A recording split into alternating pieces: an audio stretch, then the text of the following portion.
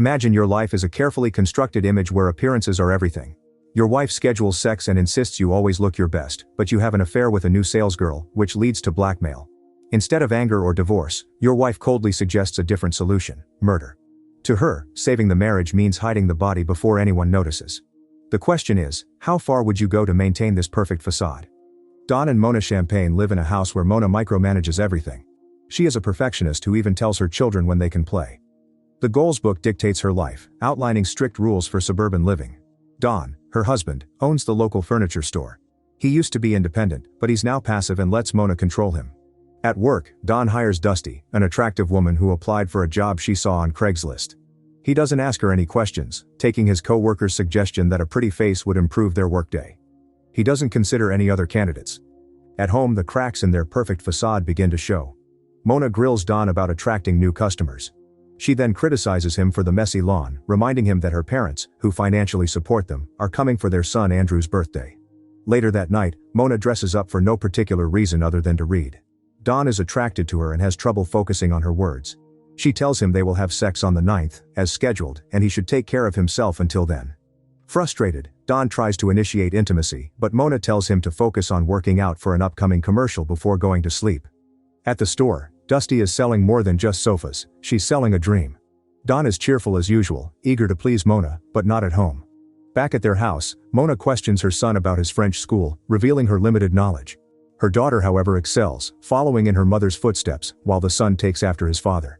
Mona then inquires about the new employee, Dusty. Don explains that she is a single mother who recently relocated and seems unhappy. The following day, Mona visits the store, observed by men in secret. The store is bustling with customers. Don greets everyone with a smile, offering assistance. Mona stands in a corner, observing Dusty, visibly jealous of her.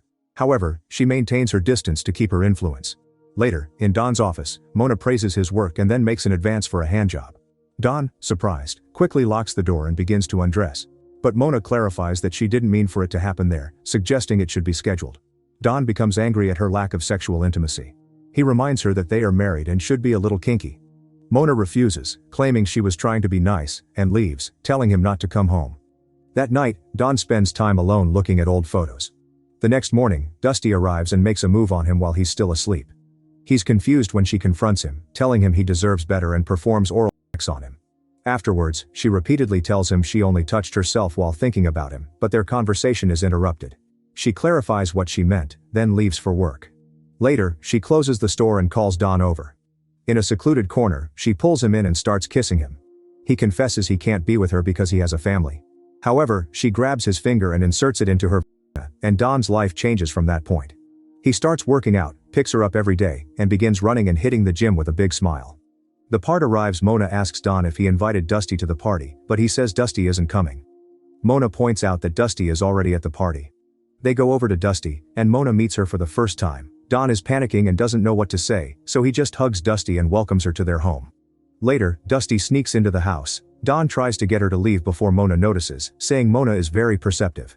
Dusty asks Don if he cares for her, and he admits that he does. As he leaves, Dusty tells him she is pregnant. Don is shocked and suggests they handle this like adults, but Dusty says she wants the child, which disgusts Don.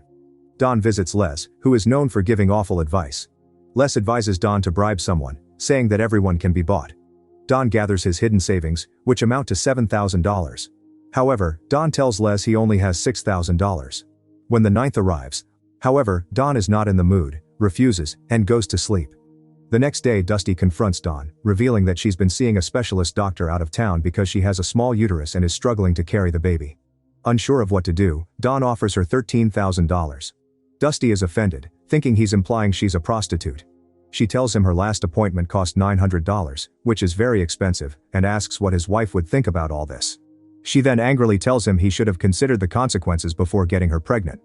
Don goes home, consumed by guilt and fear. He can't find Dusty and she's not answering her phone. He meets with Les, who gives terrible advice. Don is furious and doesn't know what to do. He tells Les that Dusty is blackmailing him by threatening to tell his wife about the affair. Les advises Don to tell Mona first.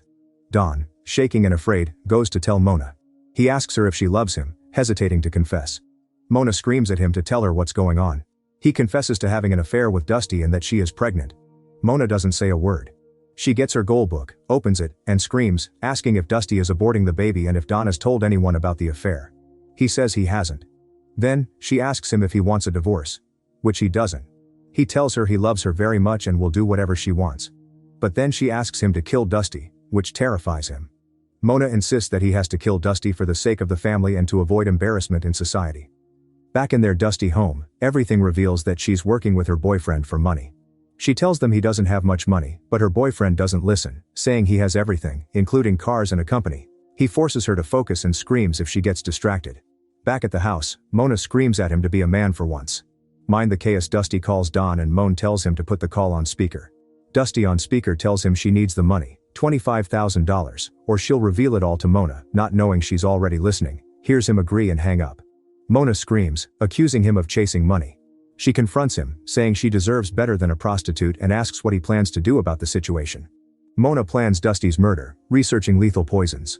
She prepares poisoned champagne for Don to give to Dusty at the store, ensuring a fatal dose. Don, terrified of Mona, reluctantly agrees to the murder and disposal of the body. Don meets Dusty at the dim furniture store. He offers her champagne, feigning heartbreak. She drinks, hoping he finds happiness, then asks for payment. Don admits he's broke and apologizes. Dusty, confused, realizes he drugged her.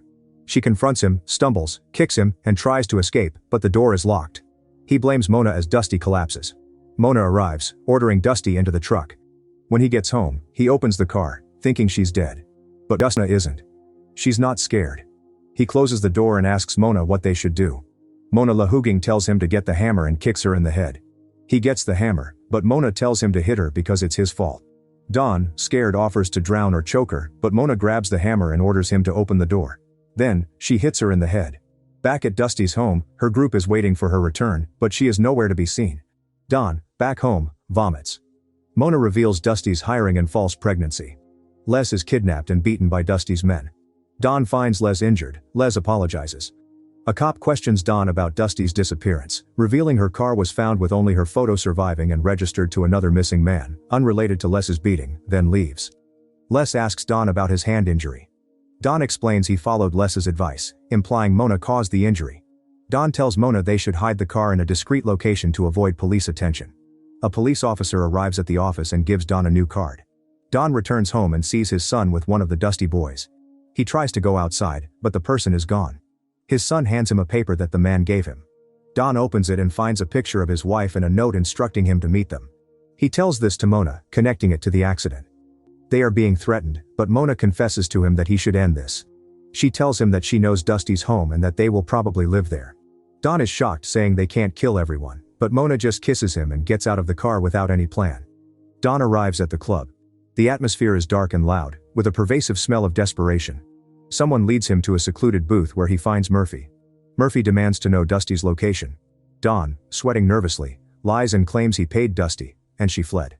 Murphy is unconvinced. He stares intently at Don and produces a bag of crystal meth. He tells Don that to earn their trust, he must use drugs with them. Murphy pours out a line of blue powder on the table. Don, who has never used drugs before, hesitates. Murphy then pulls out a gun. Don snorts the meth.